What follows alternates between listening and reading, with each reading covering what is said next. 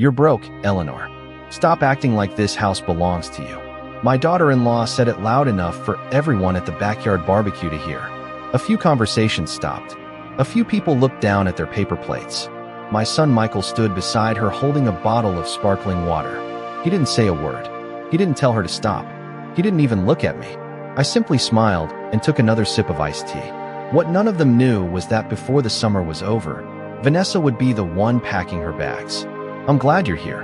Stay with me until the end of my story and tell me where you're watching from." Sometimes the people who think they know everything are the ones who understand the least. The afternoon sun stretched across the backyard of my California home. The property sat on nearly an acre of land, surrounded by old oak trees and carefully maintained flower beds. My late husband and I had spent decades building this life together. Every brick, every rose bush, every window held a memory. Yet somehow, standing there among family and neighbors, I felt like a stranger in my own home. Vanessa laughed as she handed a plate of grilled vegetables to one of her friends. She moved through the gathering like she owned the place. In many ways, she already acted as though she did. She organized parties without asking me. She rearranged furniture whenever she pleased. She even introduced guests to the property as if she were the owner. At first, I told myself it wasn't worth arguing about. Families needed peace more than pride. At 72, I had learned that not every battle deserved a fight. But lately, something had changed. Her confidence had become entitlement. Her entitlement had become disrespect. And her disrespect had become public. Vanessa didn't mean anything by it, Michael said quietly when he finally approached me near the patio.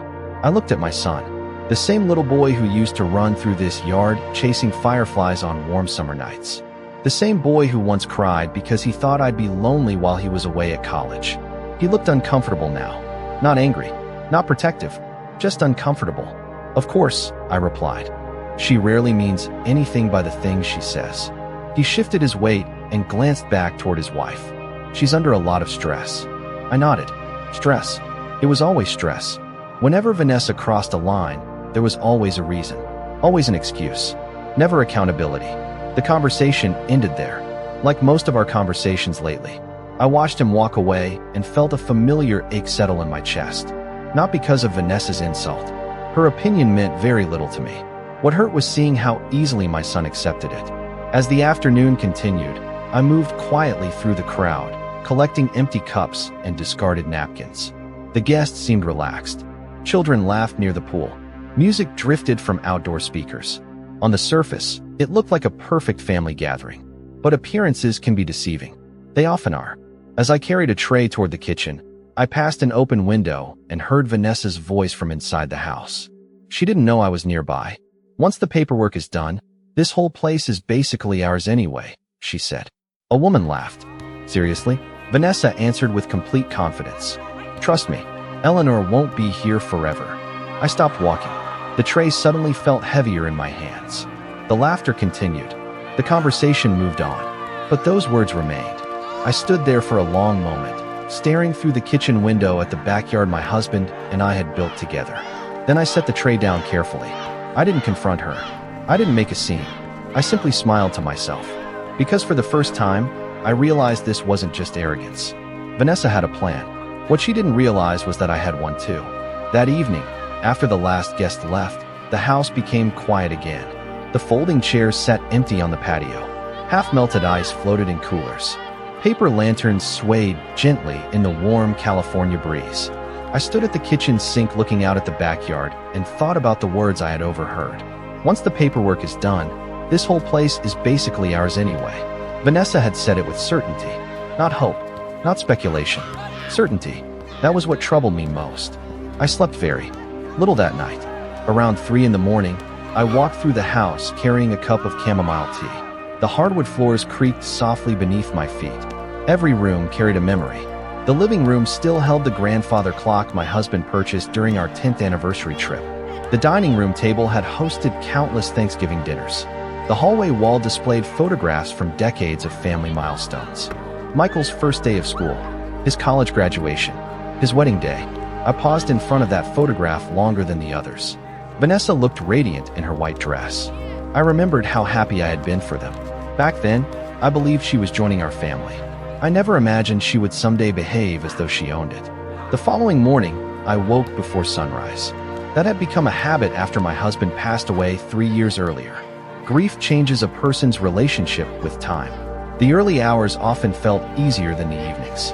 I brewed coffee and sat on the back porch watching the first lights spread across the property. The house was worth nearly $2 million now, according to recent market estimates.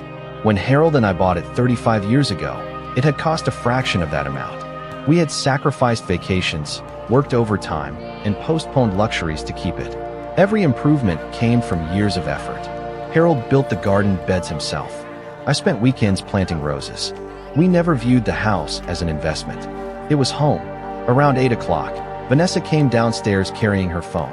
She barely acknowledged me before opening the refrigerator. "The landscaping company is coming this afternoon," she said. "I already approved the changes." I looked up from my coffee. "What changes?" She seemed surprised that I asked. "The front yard redesign. The current look feels dated." "The current look?" "The garden Harold planted with his own hands." I nodded slowly. "I see." She returned to scrolling through her phone. No discussion, no request, no consideration, just assumption. Later that day, I noticed something else. A real estate brochure sat partially hidden beneath a stack of magazines in the family room.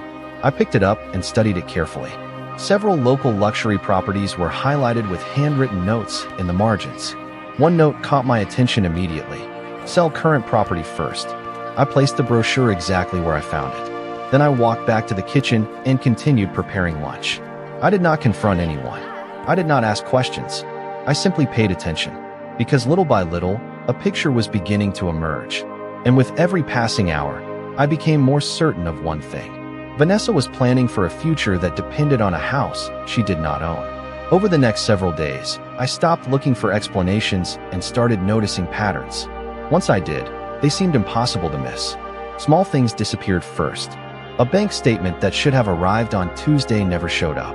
A property tax notice that normally sat on the kitchen counter was nowhere to be found. When I asked Vanessa whether she had seen the mail, she answered without looking up from her phone. She said everything had been placed in my office. It had not. I checked twice, then 3 times. The room remained exactly as I had left it. A week earlier, I might have doubted myself. Age has a way of making people question their own memory when others constantly suggest they are mistaken. But something inside me had changed after overhearing that conversation. I trusted my instincts again. One afternoon, I returned home from lunch with my friend Dorothy and noticed a moving truck parked across the street. 2 men were speaking with Vanessa near the front gate. She smiled and pointed toward different sections of the property. The garage, the garden, the guest house. When she noticed my car pulling into the driveway, her expression shifted for only a second. Then the smile returned. "Just getting estimates for future projects," she explained casually. The men nodded politely before leaving. I smiled back and carried my purse inside. Future projects. That phrase stayed with me all evening. Later that night, I sat in the den pretending to read while Michael and Vanessa talked in the kitchen. Their voices drifted down the hallway. I could not hear every word, only fragments. Budget, timing, documents, sale, then silence. The next morning, I found another clue. It was not hidden. In fact, it was left in plain sight. A folder sat on the dining room table. Vanessa must have stepped away unexpectedly because she returned seconds after I noticed it. Before she reached the room, I saw enough. Local property values, mortgage comparisons, market projections. My house was listed at the top of one page. Not their house. Mine. Vanessa entered quickly and closed the folder. "Private financial planning," she said. "Nothing important." I nodded and continued pouring coffee. She seemed disappointed that I had not reacted. Perhaps she expected questions. Perhaps she wanted a confrontation. I gave her neither. The less I spoke, the more people revealed. That Friday, another strange thing happened. A certified letter arrived. I happened to be gardening when the mail carrier walked up the driveway. Before I could reach him, Vanessa stepped outside and signed for the envelope herself. She tucked it under her arm and carried it into the house. Hours later, it never appeared on my desk. It never appeared anywhere. That was the moment uncertainty disappeared completely. Accidents happen once. Misunderstandings happen twice. But repeated behavior becomes intention. Someone was filtering information before it reached me. Someone was making decisions about my future without my permission. That evening, I opened a small notebook and began writing down every detail I had observed. Dates, conversations, missing documents, unexpected visitors. For the first time, I was not reacting. I was preparing, and deep down, I had the growing sense that whatever game Vanessa believed she was playing, she had already underestimated the one person she should never have overlooked. The following Monday, I drove into downtown San Diego and parked outside a brick office building I had not visited in years. The brass plaque beside the entrance read Richard Hayes, attorney at law. Richard had handled several matters for Harold and me over the decades. He was one of the few people who understood exactly how much work had gone into building our life. When I stepped into his office, he greeted me warmly and offered coffee. We spent a few minutes discussing ordinary things before I finally opened the notebook I had been carrying. I slid it across the desk. Every observation, every missing document, every unusual conversation. Richard read quietly. The longer he read, the more serious his expression became. When he finished, he closed the notebook and folded his hands.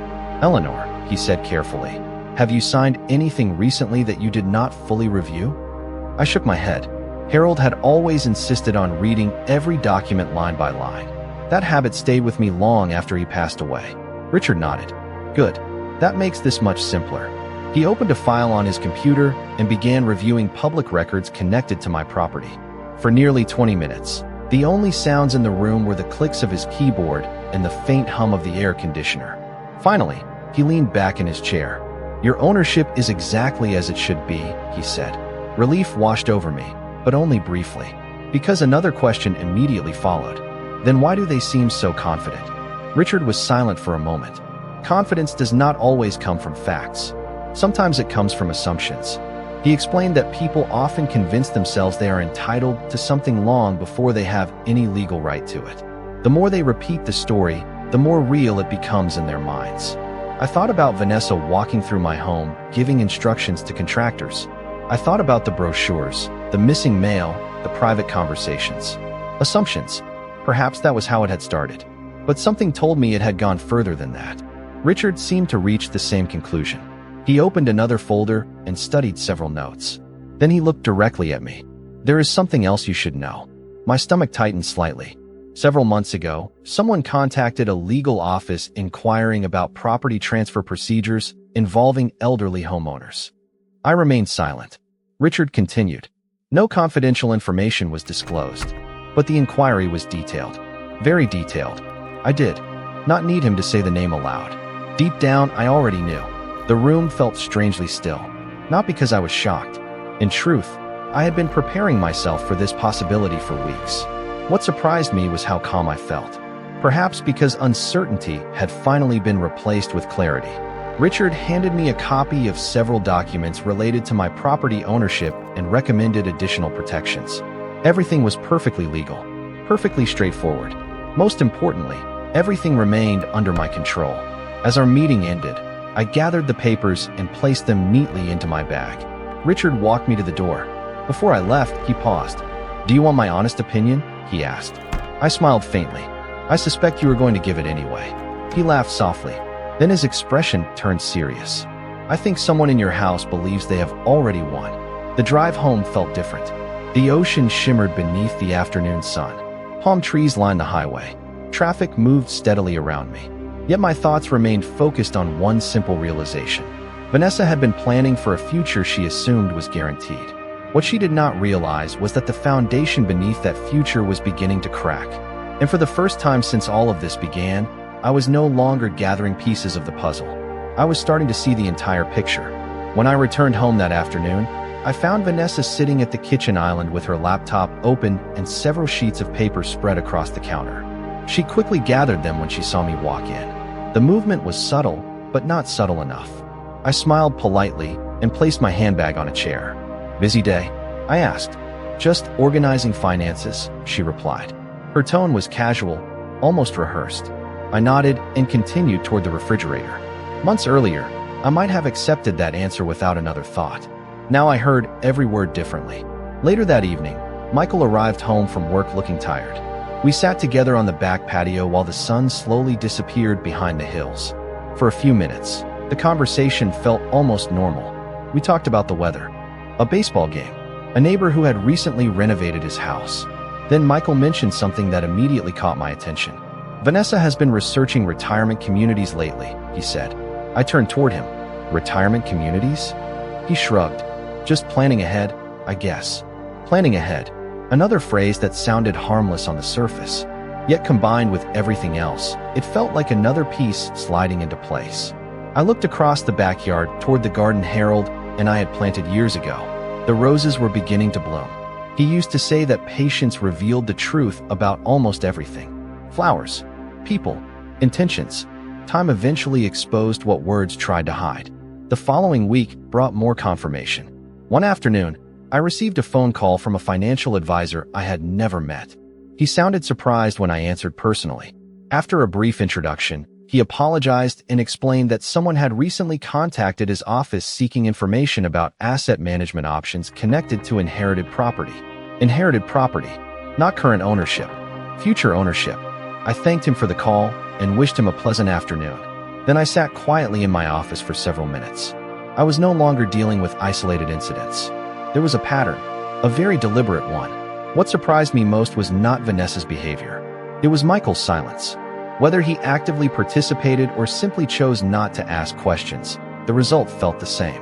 One evening, I watched them from the dining room window as they stood together near the driveway. Vanessa spoke animatedly while Michael listened. At one point, she pointed toward the house, then toward the street, then toward the neighboring properties. She looked less like a family member and more like someone evaluating a business opportunity. The realization hurt more than I expected, not because of the house itself. Houses can be bought and sold. What troubled me was the casual way memories were being reduced to numbers.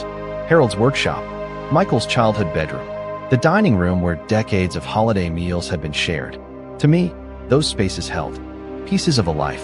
To someone else, they seemed to represent square footage and market value. That night, I added several new notes to my notebook. Dates, conversations, observations. Then I opened the folder Richard had given me and reviewed every document once again. Everything remained exactly where it should be. Secure, protected, legal. For the first time in weeks, I felt something close to confidence. Not because the situation was improving. It was not. If anything, the behavior around me was becoming more obvious. But confidence comes from clarity, and I finally understood what I was facing. Vanessa believed she was moving steadily toward ownership. What she did not realize was that every step she took revealed more of her plan, and every revelation brought me closer to making a decision that would change all of our lives. The decision came quietly. No dramatic moment, no argument, no confrontation. One morning I woke up, looked out at the backyard, and realized I was done waiting for circumstances to reveal themselves. I already knew enough. The question was no longer what Vanessa intended. The question was what I intended to do about it. That week, I met Richard twice. The first meeting lasted less than an hour. The second lasted nearly 3. We reviewed every document connected to the property. Ownership records, insurance policies, estate planning files, tax records. Everything was organized, verified, and secured. Richard was meticulous. Harold had always appreciated that quality in him. So did I. By the end of the second meeting, a clear strategy had begun to take shape. Nothing aggressive, nothing emotional, just careful preparation. Exactly the kind that holds up under scrutiny. Back at home, I behaved exactly as I always had. I watered the garden. I baked blueberry muffins on Saturday mornings. I attended church on Sundays. To anyone watching, nothing appeared different. That was intentional. The less attention I attracted, the more comfortable Vanessa became. And the more comfortable she became, the more careless she grew. One afternoon, I walked into the family room and found several real estate websites open on the large television screen. Property values, market trends, luxury home listings. Vanessa quickly grabbed the remote and switched channels. Just browsing, she said. I smiled. Of course. She seemed almost disappointed by my lack of reaction. I noticed that happening more often. She appeared to expect resistance. Instead, she found patience. What she did not understand was that patience and weakness are not the same thing. During the following days, I quietly gathered copies of important records and stored them in a secure location outside the house. I updated account information where necessary. I changed certain administrative contacts. I reviewed every legal protection Richard recommended. Each small step strengthened my position. Each completed task brought a sense of calm. Meanwhile, Vanessa's confidence continued growing. She spoke about future renovations as though decisions had already been made. She discussed design plans with contractors.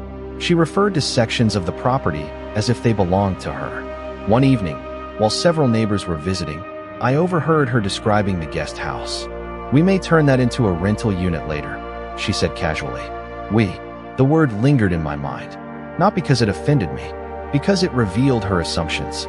She was speaking about a future she considered certain, a future built entirely on expectations rather than facts. That same night, Michael stopped by my office before bed.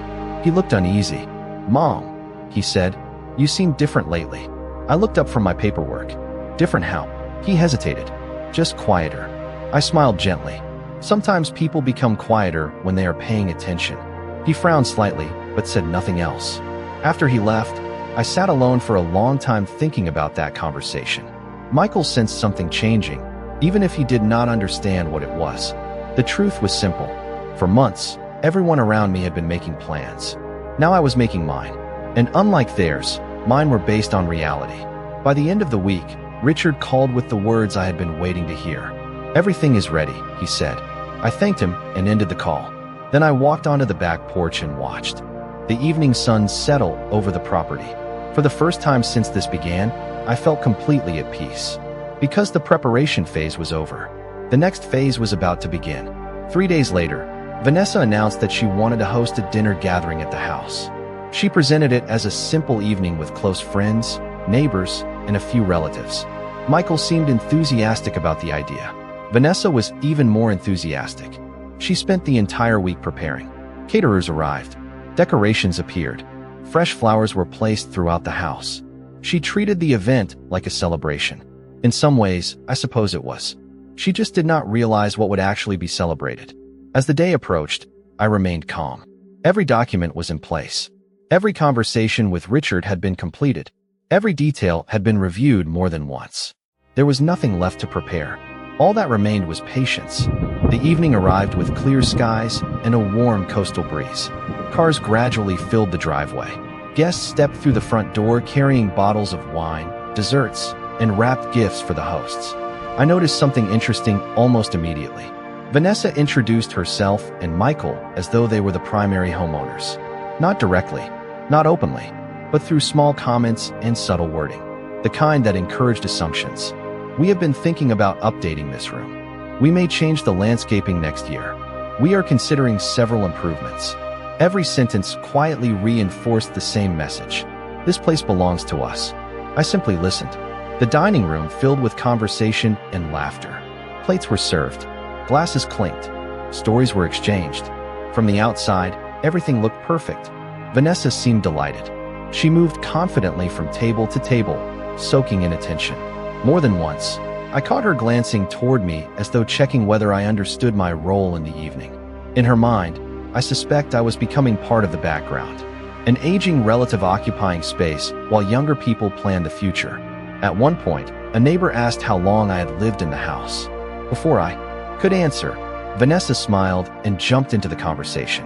"Oh, Eleanor has been here forever," she said with a laugh. Several guests chuckled politely. Then she added, "But eventually everyone has to move on to the next chapter." The words floated across the table. A few people shifted uncomfortably. Others looked away. Michael lowered his eyes toward his plate. Once again, he said nothing. I took a sip of water and smiled. "Life certainly brings changes," I replied. Vanessa appeared pleased with herself. The evening continued. Dessert was served. Coffee followed. As the hours passed, Vanessa grew increasingly confident. Finally, near the end of the gathering, she stood and lightly tapped her glass. The room gradually quieted. Everyone turned toward her. "Before the night ends," she said, smiling broadly, "I want to share something." My heartbeat remained steady. Around the room, guests leaned forward with curiosity. Vanessa spoke about family, about planning for the future, about making practical decisions. Then she looked directly at me. "Sometimes difficult conversations have to happen," she said. And sometimes people need help recognizing when it is time to let go. The room became noticeably quieter. I could feel dozens of eyes moving between us. Vanessa continued speaking, carefully choosing words that sounded polite while carrying a very different message underneath. Her conclusion was simple. She believed it was time for me to leave the house and begin a different stage of life.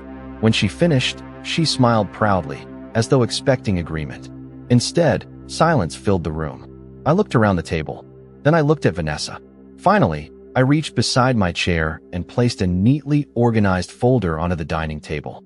The sound of it landing seemed louder than any speech that evening. Vanessa's smile faded slightly. For the first time all night, uncertainty appeared in her eyes. For several seconds, nobody spoke. The room remained completely still. Vanessa stared at the folder resting on the table. Michael looked confused. Around us, guests exchanged uncertain glances. I folded my hands calmly and looked directly at Vanessa. For weeks she had spoken with confidence. For months she had behaved as though the future was already decided. Now, for the first time, she seemed unsure. "What is that?" she asked. Her voice was steady, but only barely. "Information," I replied. "The kind that should have been reviewed before assumptions became plans." A few people shifted in their seats.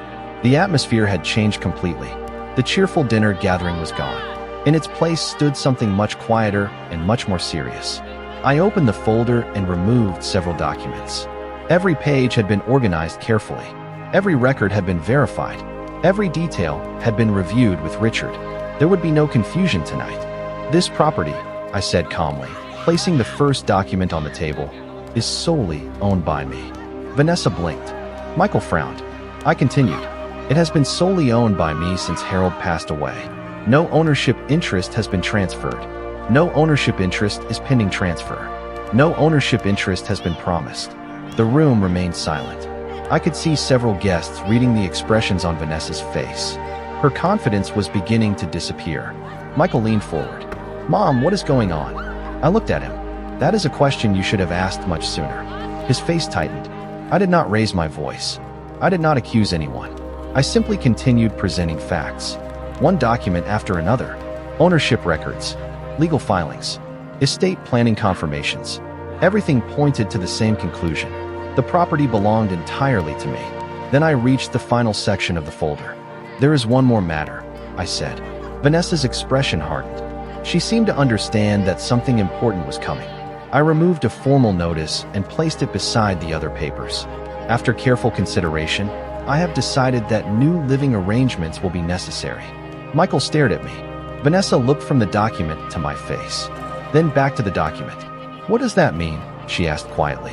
"It means," I replied, "that you and Michael will need to relocate." A shocked silence spread across the room. Nobody laughed. Nobody moved. Even the neighbors seemed frozen. Vanessa looked genuinely stunned, as though the possibility had never entered her mind. "You cannot be serious," she said. "I am completely serious." Her eyes widened. "You are asking us to leave? I am informing you that the decision has already been made." For the first time all evening, I saw fear replace certainty. Vanessa glanced toward Michael, expecting support. He looked just as surprised as she was. The future they had imagined no longer existed. It never had. It had only existed in their assumptions. "You cannot do this," Vanessa said. The words came out quickly now, desperately. I met her gaze without anger, without satisfaction, without cruelty. "Actually," I said quietly, "I already have." The room remained silent. No dramatic speeches followed. No argument erupted. Facts have a way of ending conversations that assumptions cannot survive. Around the table, people slowly began understanding what had happened. The woman they believed had been losing control had actually maintained it the entire time. And the people who believed they were planning the future had never possessed the authority they imagined. As the realization settled over the room, Vanessa lowered her eyes to the documents in front of her. For the first time since this began, she was finally looking at reality instead of expectation. The days that followed were surprisingly quiet. After months of tension, suspicion, and unspoken expectations, silence settled over the house like a gentle morning fog. Nobody argued. Nobody raised their voice. There was simply nothing left to debate. The facts had already spoken. Vanessa spent most of her time gathering belongings and making arrangements. The confidence she once carried through every room had disappeared. In its place was something I had not seen before. Reflection. Michael was different too. He moved more slowly. He spoke less. More than once, I caught him standing alone in the backyard staring across the property where he had grown up. I wondered what memories he was seeing. Perhaps the same ones I remembered. The treehouse Harold built when Michael was 8. The summer evenings spent chasing fireflies. The birthday parties. The family dinners. The years that seemed endless when we were living them. One afternoon, Michael knocked softly on my office door. He looked exhausted, older than his 42 years. I invited him inside, and he sat across from me without speaking for several moments. Finally, he looked down at his hands. "I should have paid more attention," he said quietly. I did not respond immediately. Some truths need room to breathe. I kept telling myself everything would work out, he continued. I did not want conflict. I thought staying out of it was the easiest thing to do. I nodded slowly. Sometimes staying out of something is still a choice. He lowered his eyes. I could see the weight of that realization settling over him. For the first time, he was not defending anyone. He was simply being honest. We talked for nearly an hour. Not about legal documents or property ownership. About responsibility. About family. About the difference between keeping peace and avoiding difficult truths. When our conversation ended, he stood and hugged me. It felt genuine. The kind of hug that says more than words can. A week later, Michael and Vanessa moved into a rental home several miles away. The departure was orderly and respectful. I wished them well. I meant it. Some people assume that winning means humiliating the other side. I have never believed that. Real strength comes from protecting your boundaries without losing your dignity. After they left, the house felt larger, quieter, lighter. I reopened rooms that had slowly stopped feeling like mine. I rearranged furniture. I planted new roses beside Harold's garden. I invited Dorothy over for coffee on several afternoons. Life did not become perfect. Life never is. But it became peaceful again. Several months later, Michael visited on a Sunday afternoon. We sat together on the porch watching the sunset paint the California sky with shades of orange and gold. He asked if I regretted any of it. I thought about the question carefully before answering. No, I said. I regret that it became necessary. But I do not regret standing up for myself. He nodded. Neither of us spoke for a while. The evening breeze moved gently through the trees. Somewhere in the distance, a dog barked. The world continued exactly as it always had. As I looked across the property Harold and I had built together, I realized the house had never been the true issue. The real lesson was much simpler. People will often tell you who they are through their actions long before they tell you through their words. And when they do, it is important to listen. Vanessa believed wealth created power. She believed ownership could be assumed. She believed confidence could replace truth. But real power comes from understanding your worth, protecting what is yours, and refusing to surrender your place in your own story. As the sun disappeared beyond the horizon, I sat quietly on my porch and smiled. The house was still standing. My memories were still intact, and so was my dignity.